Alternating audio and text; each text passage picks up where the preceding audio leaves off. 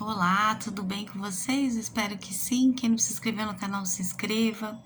Deixe o seu joinha, o seu comentário. Se possível, ainda compartilhe para que mais pessoas possam conhecer um pouco do nosso idioma, dos grandes clássicos, contos, literaturas e tudo mais.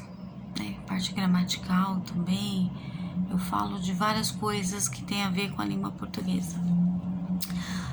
Hoje eu vou começar com um conto de Machado de Assis. Então, a introdução seria esse livro de contos, são contos machadianos. Aqui tem vários contos. Esse que eu vou falar um pouco para vocês, vou explicitar, chama-se A Igreja do Diabo, olha o nome. Então, ela é dividida em 4 partes, são 4 capítulos. O primeiro capítulo ele é bem pequenininho, de uma ideia mirífica. Olha só como é curtinho, tá vendo? Depois eu vou ler para vocês. Só que antes eu vou falar um pouquinho sobre isso, sobre esse conto. Então, mirífica pode ser algo espantoso, algo que causa admiração também ao homem. O segundo capítulo, o segundo e o terceiro já são maiores aqui, tá? É entre Deus e o diabo. Sim, as duas personagens principais aqui desse conto, né, desse texto narrativo, são Deus e o diabo.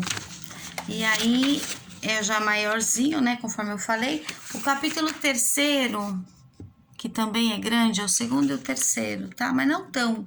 É a boa nova aos homens. Então, quem faz a boa nova na realidade? Não é o evangelho?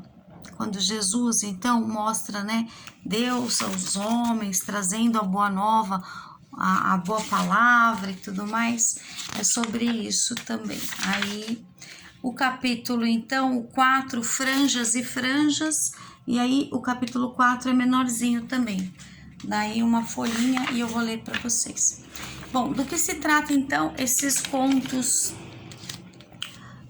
de Machado de Assis? O título, então, A Igreja do Diabo, ele está fazendo uma crítica ferrenha, tá, à instituição religiosa, não só ao catolicismo, ele não está especificando qual exatamente. Ele fala alguns preceitos que existem sim na Igreja Católica, ele cita um padre, ele faz alguns levantamentos, por exemplo, religiosos que tem quantos pecados capitais, eu também já vou falar sobre isso. Então, ele trata muito oposição. Então, oposição entre o bem e o mal, trevas e a luz, porque quando eu falo Deus e o diabo, eu já estou tratando de oposição, né? Não tem como. Então, tem uma parte que o diabo, ele quer fundar uma igreja. Então, ele desce à terra e comunica a Deus que ele vai fazer essa nova igreja, trazer a boa nova, com alguns preceitos, com algumas mudanças. Então, é uma crítica à religião, sim, é uma crítica também à sociedade. Ele tem um cunho moralista, contra, então, a sociedade, porque é como se falassem que a sociedade ela é hipócrita, né? Ela fala uma coisa e prega outra, ou prega uma coisa e depois faz outra. Ela vai tratar com essa dualidade, né? Porque o ser humano tem essa ambiguidade. Hora quer uma coisa, outra hora quer outra. Ele faz então uma crítica social, crítica religiosa, ele trabalha com uma sátira, com paródia, com a dualidade, né, do ser humano, de uma hora querer uma coisa e outra querer outra.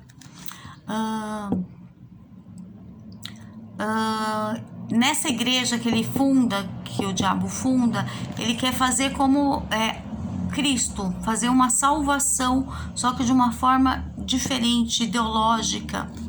Então, por exemplo, ele faz a crítica então da igreja, né, que quer ditar as regras do que pode, o que não pode, de como se comportar, como deve se manter. Então, seria isso. Ele está buscando, então, segundo o diabo, né, a verdade, só que é a verdade dele, Alá, o modo dele, né, by diabo, do jeito dele, né. Então ele faz vários levantamentos contra a sociedade, contra a religião, contra a hipocrisia e aos preconceitos também. Ele usa, então, como narrativa, várias alegorias, vários ritos, que são os rituais, né, cristãos. E é um tema muito abordado por filme. Inclusive, esse mesmo tema já virou um filme. É um tema abordado por vários escritores que tratam, então, de dualidade ou tratam de temas religiosos, como foi a Ariano Suassuna, ou mesmo que trata Deus e o diabo, como a Autobarca do Inferno, né, de Gil Vicente, entre tantos outros. Um filme maravilhoso que trata sobre isso, que eu adoro, é O Advogado do Diabo, que ele faz de tudo para você assinar o contrato, né? Então, o advogado é o Kenny Rivers e tem o Al Pacino também. O Al Pacino é o diabo, inclusive. E aí ele faz de tudo para que se assine o contrato. Depois que assinou, aí depois ele mostra a verdadeira face, né? Quem ele é. Então é bem intrigante, envolvente. São assuntos importantes que nos faz pensar, né? Refletir. Nós, como sociedade, o que nós queremos, o que nós fazemos. A sacada desse filme, por exemplo, do Advogado do Diabo, é mostrar que o diabo não existe. Porque se o diabo não existe, tudo pode. Então, não tem esse freio. Porque a religião, ela tá para dar esse freio, né? A humanidade, né? Tipo Sodoma e Gomorra, que fazia tudo. Então, vamos por essa religião, instituir e colocar esse freio. Então, aqui a gente vai ver também o diabo dizendo o que pode, o que não pode, falando sobre isso, sobre os pecados capitais. E a gente vai ver isso daí. Desse filme, então, do Al Pacino, que ele dita, então, que o diabo, então, tudo pode, já que ele não existe, não tem esse freio, né? Isso a gente vê claramente lá e a gente vê também claramente aqui. Até onde a religião pode ou não pode ir, o que ela faz, ou quando a gente usa a religião, ora, para o nosso interesse, ou quando a gente também não quer usar e faz tudo ao contrário, tudo às avessas. Porque o que a Boa Nova prega, ou a religião prega, que depois até esse conto dele, eu acho tão maravilhoso, que no final ele tá falando Deus, falando com o diabo, e aí ele fala, né, que a última frase é a eterna contradição humana, porque ora o humano quer uma coisa, ora quer outra, nós temos, né, o nosso livre-arbítrio, mas às vezes a gente ultrapassa, né, e às vezes o diabo se faz presente justamente nesse meio termo, né? Nesse livre-arbítrio, nisso que a gente pode ou não pode. É aí que ele se mostra, assim como no filme também, né? Que aí no final é que ele mostra quem ele verdadeiramente é e ao que veio. Então seria isso. Essa Boa Nova mostra então esses modos obscuros, também a gente conhece como nada ortodoxos, né? De manipulações, de recursos linguísticos interessantíssimos. E no filme também do Advogado do Diabo, do Kenny Rivers com Al Pacino, o diálogo é a melhor coisa que tem. O diálogo, assim, tem uma riqueza que te faz pensar. Às vezes, cada frase que tem, você fica, puxa, pensando, sabe? Te faz refletir, isso que é o mais importante. Eu acho bem legal. Então, nesse conto aqui, o diabo, ele quer se sobrepor a Deus, fazendo, então, instituindo a nova religião, quer se sobrepujar, né? Ficar acima de. Que mais? Então, nesse conto, ele começa também a ditar regras, né, da sociedade, ele descreve o homem, o que ele pode ou não pode fazer, porque é isso que a religião institui, e diz, né, aos cordeiros, Aí ele fala dos fiéis, do mestre, então, e dos seus seguidores. E aí, conseguindo fazer isso, né, ditando essas regras do que fazer, de como agir, ele passa a violar, então, as normas que tanto desejam, né? Se ele conseguir fazer isso. Vamos lá, então vamos ler agora a primeira parte, capítulo 1, de uma ideia mirífica. Então, mirífica, conforme eu disse, é de causar espanto ou algo que vai te trazer uma admiração. Conta um velho manuscrito beneditino. Beneditino é de São Bento, tá? São os preceitos da Igreja Católica. Tem até a estação São Bento, né, do metrô, porque tem a Igreja de São Bento lá, porque é do Santo Católico, né, São Bento, né, beneditino, que o diabo, um certo dia, teve uma ideia de fundar uma igreja, tá vendo? Já no primeiro parágrafo já conta ao que veio, então, o diabo. Embora os seus lucros fossem contínuos e grandes, sentia-se humilhado com o papel avulso que exercia desde séculos, sem organização, sem regras, sem cânones, sem ritual, sem nada. Vivia, por assim dizer, dos remanescentes divinos, dos descuidos e obséquios humanos. Nada fixo, nada regular. Porque não teria ele a sua igreja? Uma igreja do diabo era um meio eficaz de combater as outras religiões e destruí-las de uma vez. Vá, pois, uma igreja, concluiu ele, escritura contra escritura, breviário contra breviário. Terei a minha missa, com vinho e pão à farta. Olha, tá vendo? Ele tá fazendo Ele tá falando do rito, né, da Igreja Católica, que é o corpo e o sangue de Cristo. Tem algumas igrejas evangélicas também que dão vinho, ou às vezes com baixo teor de álcool, com zero teor, mas é uma representação, é um rito, né? E ele quer também seguir esses ritos, né, com algumas modificações. Olha só que interessante. As minhas préculas, bulas, orações, novenas e todos os demais aparelhos eclesiásticos, ou seja, da igreja, né? Ele quer seguir os ritos. O meu credo será o núcleo universal dos espíritos, a minha igreja uma tenda de Abraão, e depois, enquanto as outras religiões se combatem e se dividem, a minha igreja será única. Olha só, é isso que ele quer, né? A divisão das igrejas, a briga. Não acharei diante de mim nem Maomé, nem Lutero que fundou, né, a igreja. Há muitos modos de afirmar, há um só de negar tudo. O que ele faz, então, na igreja dele é justamente a negação. Então ele mostra isso, né, uma crítica à religião, e aí tem uma parte que ele fala de como vender a salvação. Porque aí no final a gente sabe, né, que a igreja, o final de tudo, do ser humano, a gente tem esse livre-arbítrio dessa dualidade do bem e do mal, só que quem que você alimenta mais, o bem ou o mal? É isso. Então, desse modo de afirmar, e há só um de negar tudo. Dizendo isso, o diabo sacudiu a cabeça e estendeu os braços com um gesto magnífico e varonil. Ou seja, está imitando Deus, né? Quem que é magnífico, magnânimo, todo-poderoso? Deus, né? Ele está meio que imitando aqui. Em seguida, lembrou-se de ir e ter com Deus para comunicar-lhe a ideia e desafiá-lo. Levantou os olhos acesos de ódio, ásperos de vingança, e disse consigo: vamos, é tempo, e rápido, batendo as asas com tal estrondo que abalou todas as províncias do abismo, arrancou a sombra para o infinito azul.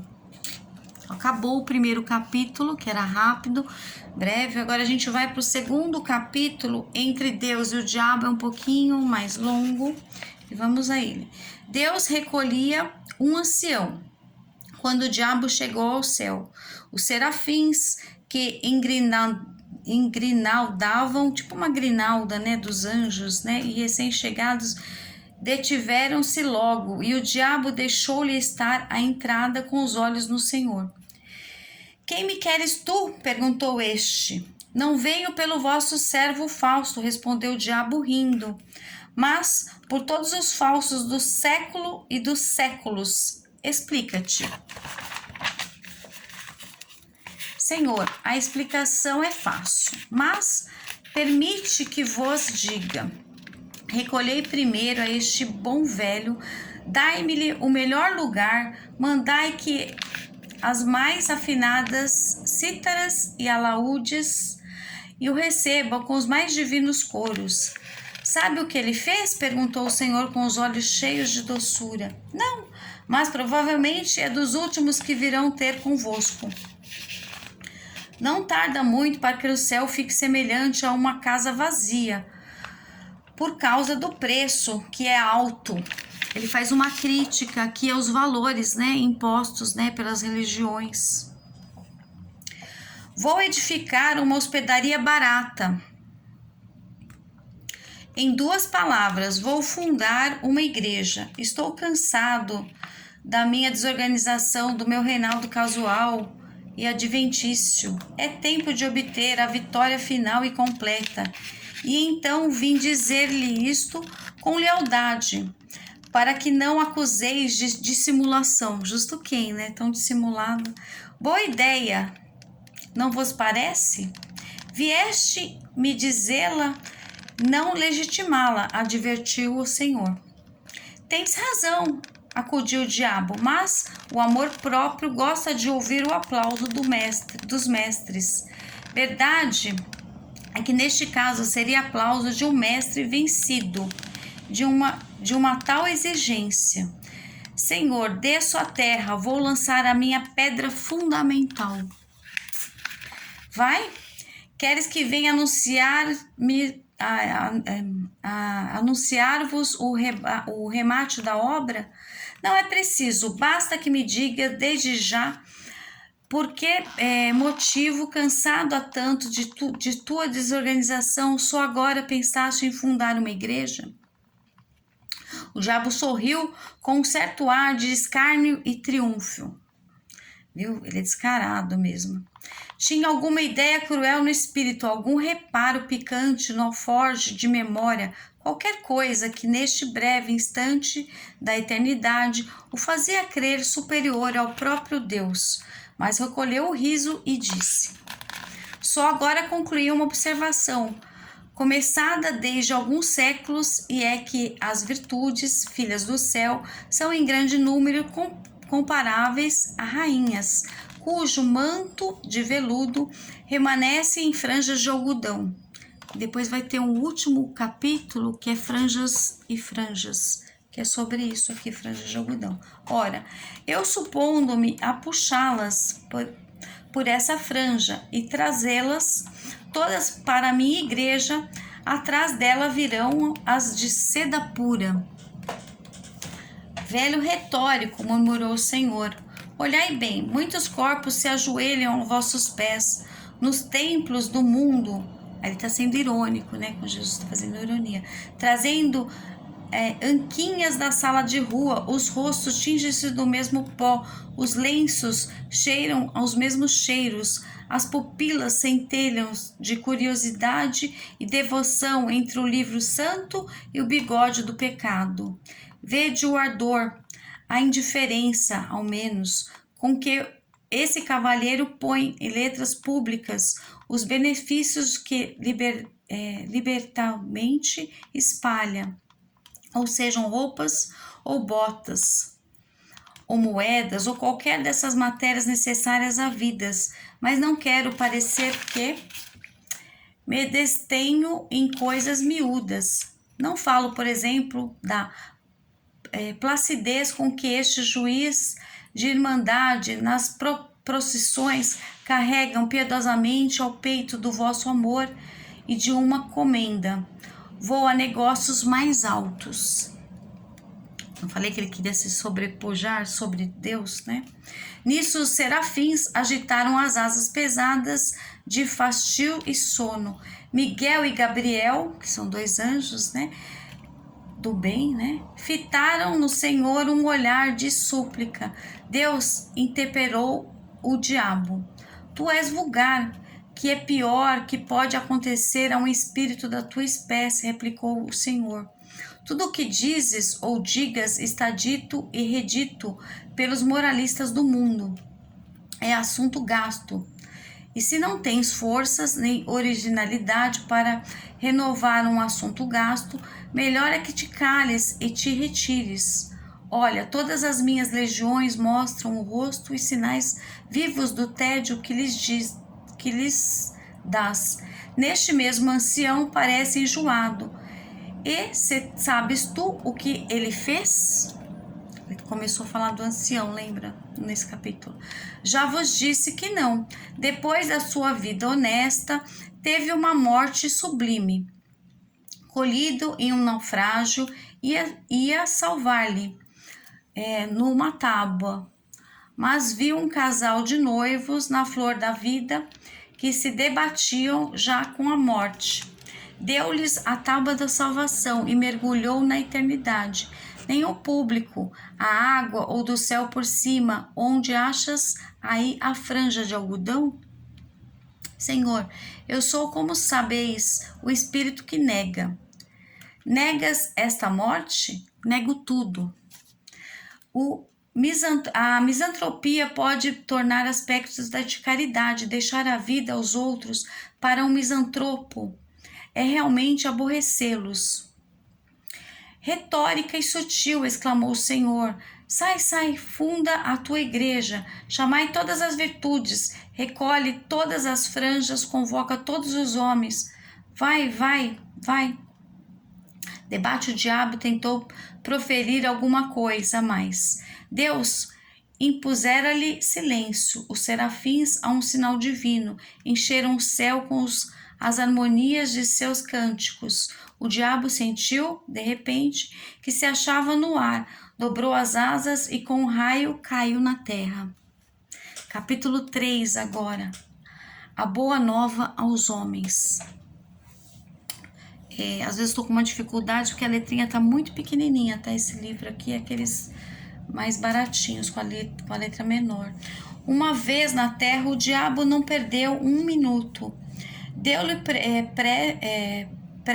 pressa em confiar a Godula Benedita um hábito de boa fama e entrou a espalhar uma doutrina nova e extraordinária, como uma voz que reboava as entranhas do século. Ele prometia aos seus discípulos e fiéis as delícias da terra, todas as glórias, os deleites mais íntimos. Confessava que era o diabo, mas confessavam para retificar a noção que os homens tinham dele e desmentir as histórias de a seu respeito, contava as velhas beatas. Sim, sou o diabo, repetia ele. Não o diabo das noites sulfúreas, dos contos soníferos, terror das crianças, mas o diabo verdadeiro e único. O próprio gênio da natureza. Olha só, gênio da natureza. Que lhe deu aquele nome para arredá-lo do coração dos homens. Vede-me gentil e airoso. Quem vê, pensa, né? Sou o vosso verdadeiro pai. Vamos lá, tornai aquele nome inventado para o meu destouro. Fazei dele o troféu e um lábaro, e vos darei tudo, tudo, tudo, tudo, tudo. Era assim que falava, a princípio para excitar no entusiasmo, espertar os indiferentes, congregar, em suma, as multidões ao pé de si. E elas vieram, e logo vieram. O diabo passou a definir a doutrina. A doutrina era que podia ser na boca de um espírito de negação. Isso quanto à substância, porque acerca da forma era uma vez sutil, outra cínica e deslavada. Bem a cara do diabo, né? Clamava ele que as suas virtudes aceitas deviam ser substituídas por outras que eram as naturais e legítimas. A soberba, a luxúria, a preguiça, olha aí os 7 pecados capitais começando a aparecer, foram reabilitados, e assim também a avareza, que declarou não ser mais do que a mãe da economia. Aí mudou o nome agora, da economia, com a diferença que a mãe era robusta e a filha uma esgalgada. A ira tinha a melhor defesa na existência de Homero. Homero lá da Ilíada, depois ele fala um pouco da Ilíada, tá? A história lá de Zildo, da história grega. Sem furor de Aquiles. Aquiles é aquele, né, que teve o calcanhar de Aquiles, que não foi protegido. Não haveria a Ilíada. Musa conta a cólera de Aquiles, filho de Peleu. O mesmo disse a Gula, que produziu as melhores páginas e regalais e muitos bons versos de Isope, esse eu não conheço. Virtude tão superior que ninguém se lembra das batalhas de Lúculo, mas das suas ceias. Foi a gula que realmente o fez imortal, mas ainda pondo esse lado das razões de ordem literária ou histórica, só para mostrar o valor intrínseco naquela virtude. Quem negaria era muito melhor sentir na boca e no ventre os bons manjares, em grande cópia do que mal bocados, ou a saliva no jejum. Pela sua parte, o diabo prometia substituir a vinha do Senhor, expressão metafórica para a vinha do diabo. Locução direta e verdadeira, pois não faltaria nunca aos céus com o fruto das mais belas cepas do mundo. Quanto à inveja, pregou friamente que era uma virtude principal, agora virou virtude, olha só. Origem de prosperidades infinitas, virtude preciosa que chega a suprir todas as outras e ao próprio talento. As turbas corriam atrás dele entusiasmadas. O diabo insuscitia-lhes as grandes golpes e eloquência, toda a nova ordem das coisas, trocando a noção delas, fazendo amar as perversas e detestar as sãs. Nada mais curioso, por exemplo, do que a definição de que dava a da fraude. Chamava-lhe o braço esquerdo do homem, o braço direito era força, incluía muitos homens são canhotos, eis tudo. Ora, ele não exigia que todos fossem canhotos, não era exclusivista. Que uns fossem canhotos, outros destros, aceitava a todos, menos os que não fossem nada. A demonstração, porém, mais rigorosa e profunda foi a venalidade. Uma causista de tempo chegou a confessar que era um monumento de lógica. A venalidade, disse o diabo, era o exercício de um direito superior a todos os direitos.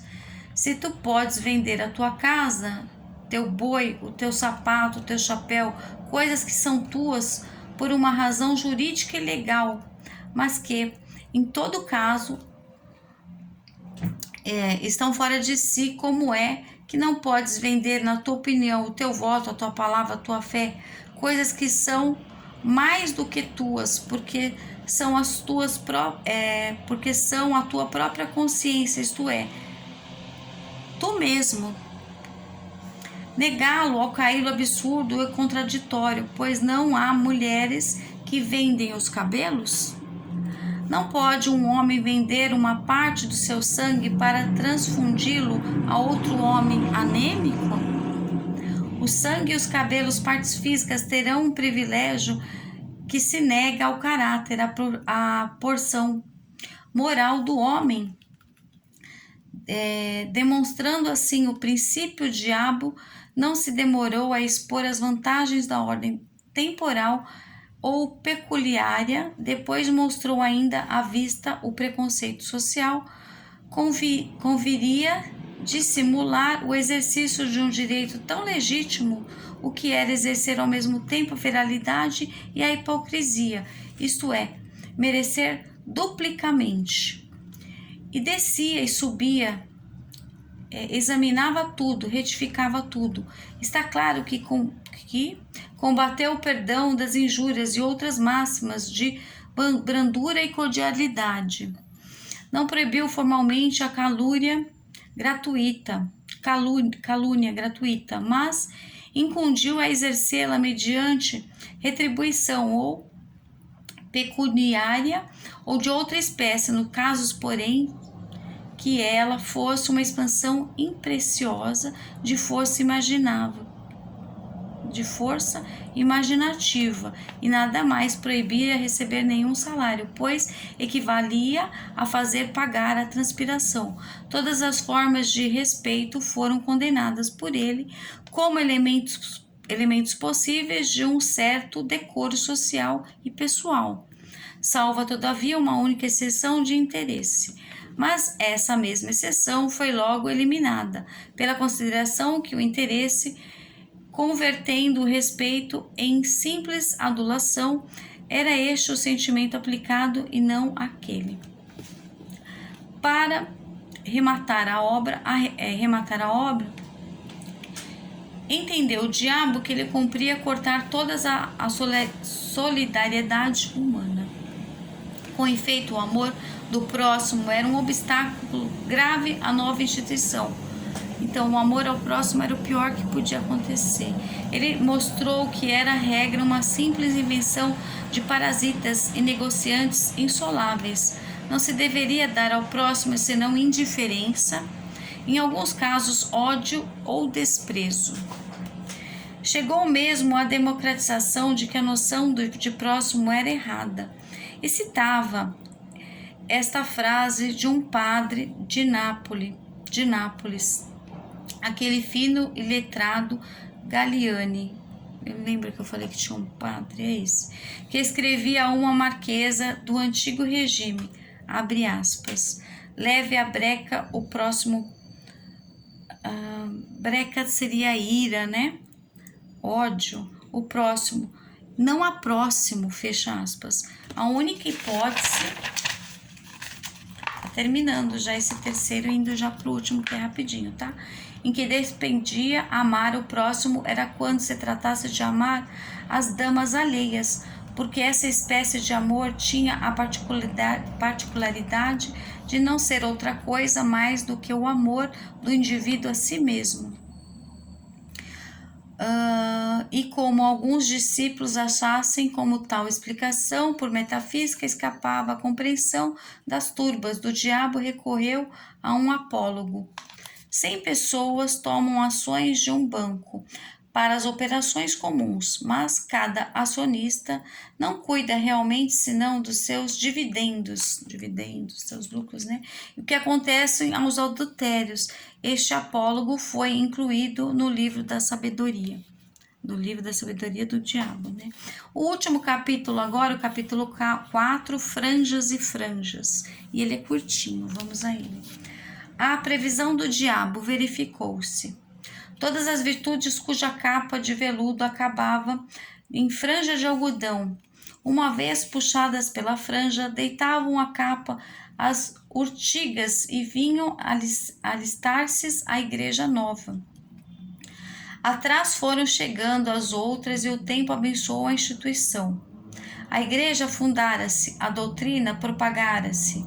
Não havia uma região do globo que não a conhecesse, uma língua que não a traduzisse, uma raça que não a amasse. O diabo alcançou brados de triunfo. Um dia, porém, longos anos depois, notou o diabo que muitos dos seus fiéis, às escondidas, praticavam as antigas virtudes. Olha lá, voltou às virtudes.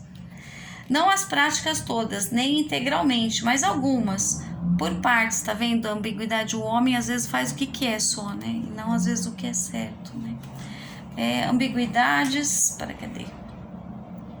Das suas virtudes, não praticar todas integralmente, mas algumas, por partes, como digo, as ocultas. Certos glutões recolhiam-se comer frugalmente 3 ou 4 vezes por ano, justamente em dias de preceito católico. Muitos a vários davam esmolas à noite ou nas ruas mal povoadas. Já começaram a fazer o bem, tá vendo? Vários dilapidadores do quê? Erário restituíam-lhe pequenas quantias. Os fraudulentos falavam, uma ou outra vez, com o coração nas mãos, mas com o mesmo rosto dissimulado, para crer que estavam embaraçando os outros. A descoberta assombrou o diabo. Meteu-se a conhecer mais diretamente o mal e viu que lavrava muito. Alguns casos eram até incompreensíveis, como o de droguista do Lavante, que envenenava longamente uma geração inteira e com produtos de droga socorria os filhos das vítimas. No Cairo, achou um perfeito ladrão de camelos, que tapava a cara para ir às mesquitas. O diabo deu com ele a entrada de uma, lançou-lhe o rosto o preconceito e ele negou, dizendo que ia ali roubar o camelo e de um drogomano roubou-o. Com efeito, à vista do diabo, e foi dá-lo de presente a um muezim, que rezou por ele a Alá, que é Deus, do muçulmano. O manuscrito beneditino cita muitas outras descobertas extraordinárias, entre esta, que desorientou completamente o diabo. Um dos seus melhores apóstolos era um calabrês, varão de 50 anos, insigne falsificador de documentos, que possuía uma bela casa na campanha romana, telas, estátuas, biblioteca, etc. Era uma fraude em pessoa. Chegava-lhe a meter-lhe na cama para não confessar que estava são, pois esse homem não só furtava o jogo, como ainda dava gratificações aos criados. Tendo angariado a amizade de um cônego, ia todas as semanas conversar-se com ele, numa capela solitária, e, conquanto não desvendasse nenhuma de suas ações secretas, benzia-se 2 vezes ao ajoelhar-se e ao levantar-se. O diabo mal pôde crer tamanha aleivosia, mas não havia de duvidar, no caso era verdadeiro. Não se deteve um instante. O pasmo não lhe deu tempo de refletir, comparar e concluir o espetáculo presente de algum análogo do passado. Voou do novo ao céu, trêmulo de raiva, ansioso de conhecer a causa secreta de tão singular fenômeno. Deus enviou com infinita complacência. Não interrompeu, não o repreendeu, não triunfou sequer daquela agonia satânica. Pôs os olhos nele e disse: Que queres tu, meu pobre diabo? As capas de algodão têm agora franjas de seda, como as de veludo tiveram franjas de algodão. Que queres tu? É a eterna condição humana. Espero que você tenha gostado. Até o próximo. Beijos.